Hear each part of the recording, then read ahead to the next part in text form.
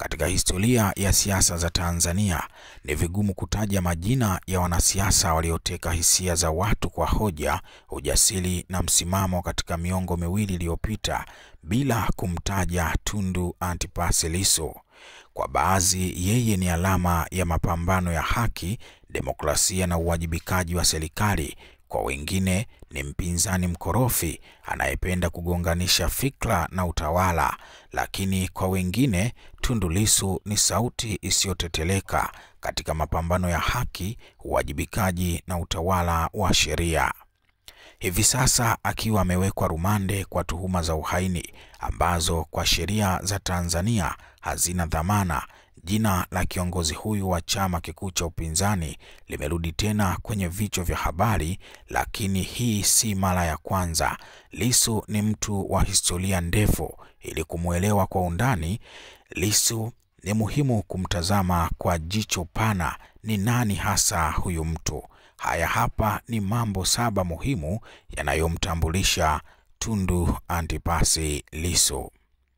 Tundu Lissu ni msomi wa sheria mwenye taaluma pana na ya kina, aliyezaliwa katika kijiji cha Mahambe wilayani Kungi, Tanzania, na kusoma katika shule ya sekondari ya Iliboru Arusha, shule ya wanafunzi wenye vipaji maalum kiakili, na baadaye Umbwe.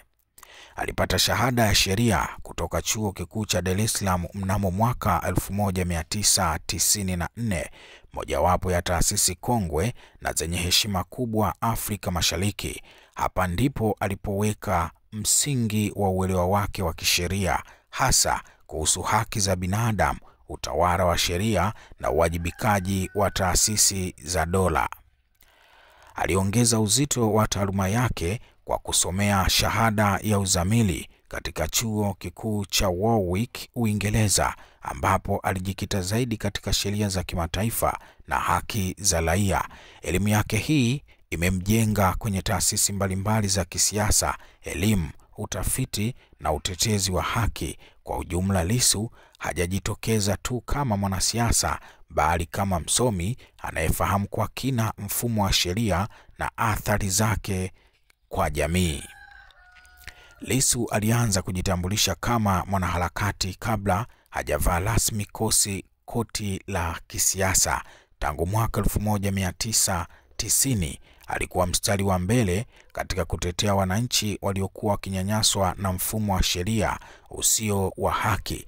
Aliwahi kuwa mshauri wa kisheria wa mashirika kama vile Legal and Human Rights Center, Environment Law Alliance Worldwide, na pia alikuwa mjumbe wa bodi ya International Federation for Human Rights. Kazi hizi zilimwezesha kushughulika na kesi zinazohusu mazingira, haki za binadamu, ardhi na uwajibikaji wa makampuni ya kimataifa barani Afrika. Kama wakili, alitoa msaada wa kisheria kwa watu wasiokuwa na uwezo wa kugharamia huduma hizo, na alijenga jina kama mtetezi wa wanyonge.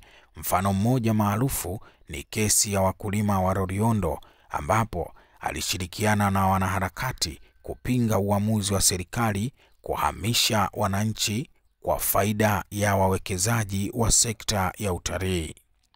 Lissu alitumia taaluma yake kuelezea ukiukwaji wa haki za ardhi, haki za kiraia na athari za sera za uwekezaji kwa watu wa kawaida. Mwaka 2003 aliripotiwa kuandaa nyaraka na utafiti zilizoibua athari za mikataba ya madini nchini, akieleza namna mashirika ya kigeni yanavyokwepa kodi na kuwadhulumu wa Tanzania kupitia mikataba isiyo na uwazi. Umaarufu wake ulianza kupaa wakati wa utawala wa hayati Benjamin Mkapa, rais wa serikali ya awamu ya 3 ya Tanzania, ambapo alijitokeza kama mtetezi mkubwa wa haki za wachimbaji wadogo wa madini na wananchi wanaoishi katika maeneo dhidi ya wachimbaji wakubwa. Makampuni yaliyopewa leseni za uchimbaji baada ya mabadiliko ya kisera yaliyofanywa na utawala wa Mkapa. Kwa muktadha huu, haishangazi kuona hata siasa zake zinatajwa kuendeshwa kiharakati. Tundu Lissu, mbali na usomi wa sheria na wanaharakati, ni mwanasiasa hodari, fani iliyomtambulisha zaidi kitaifa na kimataifa. Alianza siasa akiwa na chama cha NCCR Mageuzi kuanzia mwaka 1992 hadi 1996 kabla ya kushawishiwa na Freeman Mbowe kujiunga na Chadema, chama alichokitumikia kwa zaidi ya miaka 20 sasa. Kupitia Chadema, Lissu ameshika nyadhifa nyingi ikiwemo mwanasheria mkuu wa chama, makamu mwenyekiti wa Chadema Bara, na kwa sasa ndiye mwenyekiti wa taifa baada ya kumshinda kigogo aliyeongoza chama kwa zaidi ya miaka 20, Freeman Aikaeli Mbowe, katika uchaguzi wa Januari ya mwaka 2025. Mwaka 2010 kupitia Chadema aligombea na kushinda ubunge wa jimbo la Singida Mashariki, eneo lililotawaliwa na CCM kwa miongo mingi. Ushindi huu ulionekana kama ushindi wa nguvu ya hoja na mvuto wa mabadiliko aliyoleta. Hapa kwenye kuzungumza na kujenga hoja, Lissu anatajwa kuwa mwalimu mzuri aliyeonyesha kuanzia shuleni alipokuwa mwanafunzi na hata alipokuwa mwalimu wa shule ya sekondari Bondeni aliyoifundisha kati ya mwaka 1995 na mwaka 1996. Lissu ana nguvu kubwa mbili za kuzaliwa ambazo hakuna shule inayoweza kumfundisha mtu: ujasiri na umahiri wa kuzungumza. Aliwahi kuandika mchambuzi wa siasa za Tanzania Ezekiel Kamwaga. Akiwa bungeni, Lissu alitokea kuwa mmoja wa wabunge wenye ushawishi mkubwa. Alijijengea heshima kubwa kama mzungumzaji mahiri mwenye uwezo wa kutoa hoja nzito zenye mashiko ya kisheria na kitaaluma. Alipewa nafasi ya mnazimu mkuu wa kambi rasmi ya upinzani bungeni, ambapo aliongoza mijadala mizito kuhusu budget, sheria kandamizi, masuala ya madini na mikataba mibovu ya serikali. Alijulikana kwa kutumia takwimu, nyaraka na vielelezo thabiti katika kuibua hoja, jambo lililofanya wabunge na wananchi kumheshimu hata kama hawakukubaliana naye. Haijawahi kuwa rahisi kumtisha Lissu.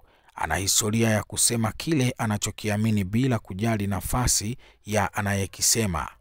Katika kipindi chake bungeni, Lissu aliibua mijadala mikubwa kama sakata la akaunti ya Tegeta Escrow, ambapo zaidi ya shilingi bilioni 300 zilichotwa kwa njia ya utata. Aliwataja wahusika kwa majina na kuwasilisha ushahidi wa maandishi, hatua ambayo ilionyesha kiwango cha ujasiri na weledi wake. Pia aliongoza mijadala kuhusu matumizi ya fedha za umma, sheria za uchaguzi na udhaifu wa Tume ya Taifa ya Uchaguzi NEC, akionyesha namna mfumo ulivyoegemea upande mmoja kwa faida ya chama tawala. Kwa Lissu, ukweli ama anachokiamini ni silaha yake kuu, hata kama inamgharimu maisha. Alikosoa waziwazi serikali ya Mkapa na serikali ya awamu ya 4 chini ya Rais Jakaya Mrisho Kikwete, hasa kuhusu haki za wachimbaji wadogo na rushwa katika sekta ya madini na mikataba isiyofaa kwa taifa. Ilipofika awamu ya 5 chini ya Rais John Pombe Magufuli, Lissu hakusita kusema wazi kwamba serikali imegeuka ya kiimla, yaani kifamilia na kikabila, na alitumia vyombo vya dola kuwakandamiza wapinzani, hali iliyowafanya baadhi ya viongozi wa upinzani kukimbilia nje ya nchi. Katika moja ya hotuba zake kati ya mwaka 2016 na 2017, Lissu alisema naibu waziri Kalemani Medad alikuwa naibu wa wizara ya madini wakati huo, mtoto wa dada sijui wa kaka, wote Chato, kanda ya Ziwa anakotokea Magufuli. Hapa alikuwa akizungumzia kufukuzwa kwa aliyekuwa waziri wa madini Profesa Sospin Mhongo na kuacha naibu wake kwa tuhuma ambazo aliamini Lissu kwamba zilipaswa kumfukuzisha na Kalemani, lakini alidai alilindwa. Aliongeza, mkuu wa majeshi Msukuma anatoka kanda ya Ziwa, mkuu wa polisi kanda ya Ziwa, mwanasheria mkuu kanda ya Ziwa, mwendesha mashtaka kanda ya Ziwa, kaimu jaji mkuu kanda ya Ziwa, mlipaji mkuu wa serikali kanda ya Ziwa, Nani asiyejua tunaposema nchi imeingia kwenye udikteta ndio hivi. Kumkosoa kwa kumuita Rais Magufuli dikteta uchwala kulizua mijadala sana mwaka 2016 mpaka 2017 kabla ya kushambuliwa kwa risasi na watu wasiojulikana na kunusurika kifo. Alitumia zaidi nafasi yake kama mbunge na mnazimu mkuu wa kambi rasmi ya upinzani bungeni kupata majukwaa ya kumkosoa Rais Magufuli na kuikosoa serikali kwa kina. Kama ukitaja matukio matatu maarufu nchini Tanzania kuwahi kutokea katika miongo ya hivi karibuni, ukiacha kifo cha rais wake wa kwanza Julius Nyerere na kifo cha Rais Magufuli, tukio la kushambuliwa kwa risasi Lissu lilikuwa kubwa lenye mijadala mingi. Septemba 7 ya mwaka 2017, Tundu Lissu alishambuliwa kwa risasi 16 nje ya makazi yake mjini Dodoma baada ya kutoka bungeni. Tukio hilo lilitokea siku chache baada ya kutoa madai kuwa anafuatiliwa na gari na kuzitaja namba zake. Hadi leo hakuna aliyekamatwa wala kufikishwa mahakamani kwa tukio hilo. Jeshi la polisi na serikali mara kadhaa limesema uchunguzi wa kina unaendelea. Upelelezi bado unaendelea. Uchunguzi hauna ukomo wa muda. Kinachotoa faraja, mhusika mwenyewe Lissu yupo nchini, alisema waziri wa mambo ya ndani ya nchi Hamadi Masauni. Lakini mwenyewe Lissu anasema jeshi la polisi na serikali hawajawahi kuwa na nia ya kuchunguza tukio hilo la jaribio la mauaji. Lissu alipelekwa nchini Kenya kwa matibabu ya haraka kisha kuhamishiwa Ubelgiji kwa matibabu ya muda mrefu. Alifanyiwa zaidi ya upasuaji mara 20 kurekebisha mifupa, mishipa na viungo vilivyoharibika kwa risasi. Alikaa kwenye matibabu kwa zaidi ya miaka 3 na kuvuliwa ubunge wake mwaka 2019 kabla ya kurejea nchini mwaka 2020 na kuwania uraisi kupitia Chadema dhidi ya Magufuli katika uchaguzi mkuu ambao Magufuli alishinda, huku Lissu akipinga matokeo. Kwa wengi alinusurika kwa muujiza, na tangu wakati huo amepewa jina la utani la mfu anayetembea. Tukio hilo lilimfanya kuwa nembo ya ukatili na lilizua hofu ya kupungua kwa demokrasia nchini. Kwa tukio la kushambuliwa kwa risasi na kunusurika kufa kwa mtu mwingine asiyeimara na misimamo, asingeweza kurejea kwenye siasa, wanaharakati ya mashughuli yoyote inayoweza kuleta uadui hata mdogo.